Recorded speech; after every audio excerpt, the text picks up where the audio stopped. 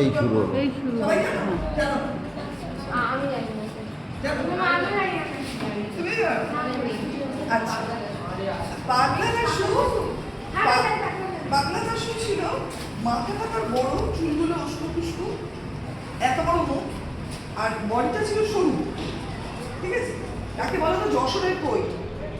তার মুখটাকে মাথাটা বড় হলে সরু হলে কিরকম হবে, খেলাটা কি আমি তো আমরা বলি না, ওরকম ছিল পাগলা দাশু। তা পাগলা দাশুর একটা খুব সুন্দর গল্প আছে।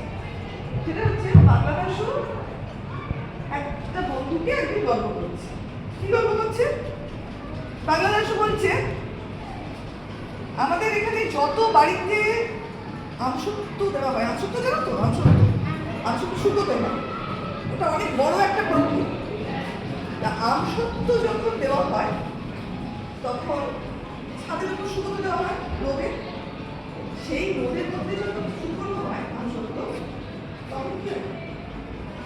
কাক এসে নিয়ে যায়, বেড়াল আসে, তখন দেখবে লাঠি লাঠি দিয়ে একটা মাথা করে রেখে হাড়ি উল্টো দিকে এঁকে চোখ বড় বড় করে গ্রামের দিকে যাই করে, তারপর শহরে তো কেউ আমসত্ব তৈরি করে, গ্রামের দিকে তো করে এরকম করে যাতে ভাবে ওরা লোক দাঁড়িয়ে আছে, কাকটার লোক, অ্যাকচুয়ালি যেটা কাকটার লোক।